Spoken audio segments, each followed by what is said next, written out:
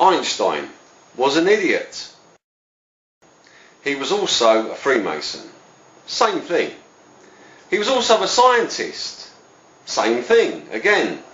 Because, you see, unfortunately, scientists, official scientists, love to tell us lies and love to tell us things which are completely untrue, a fact.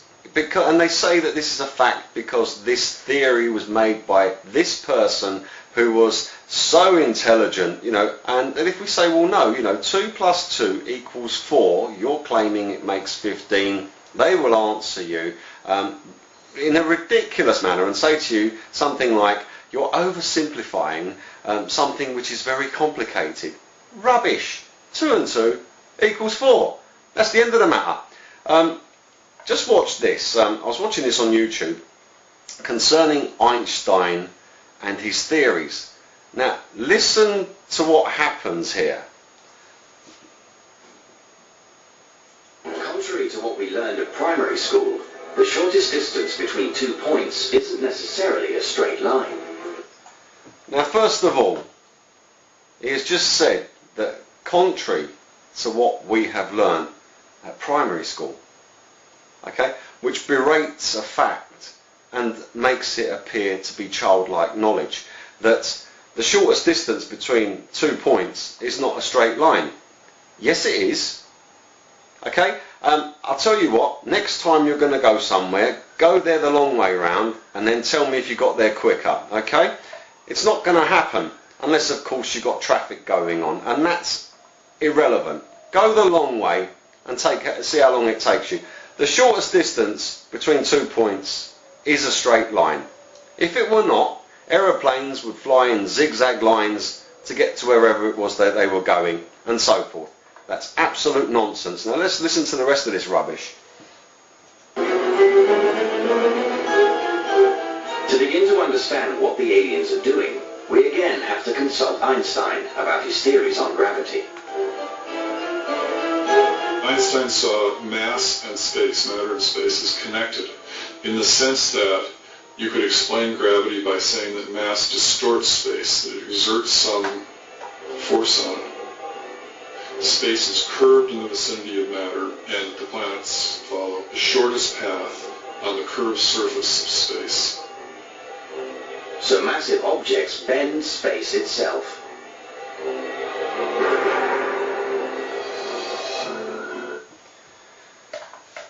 Oh dear. Anyway, for those of you who read the Bible and believe God and don't believe men and tares, because they are amongst us and they are here to deceive us, just like God said, that there is, the whole world will be deceived.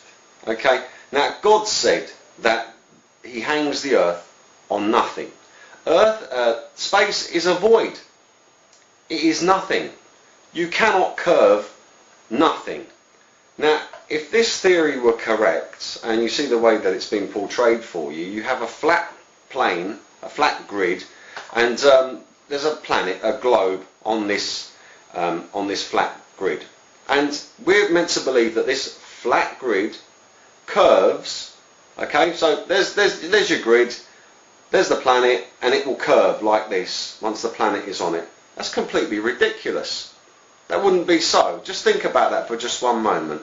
That would mean that space has an up and a down, which it does not. It's a void. It's a nothing.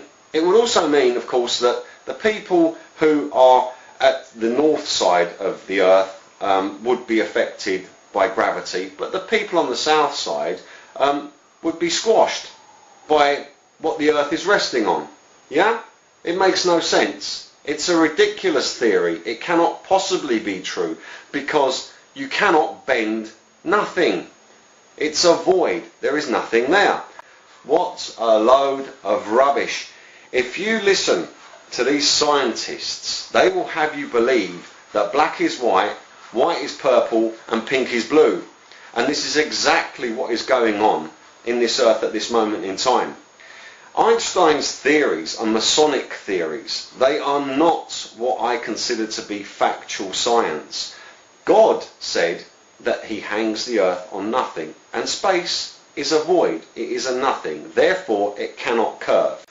These Freemasons who are running this earth alongside the tares are feeding us lies day and night until you completely lose your mind, until you don't know up from down, until you believe their nonsense where they tell you that you're oversimplifying a very complicated matter. No, God made everything amazing, but he also made things simple, and he told us how they work. And also, to call Einstein the greatest mind that ever lived is also laughable. The person who said that should wear a red nose and baggy trousers and big shoes, because God said that the wisest man who ever lived was King Solomon. Wiser than him, of course, was Jesus Christ. But Jesus Christ was all man and all God. King Solomon was man. And how he gained his incredible wisdom was because he asked God. He said to God, "Please, Father, give me wisdom so that I may rule diligently over my people."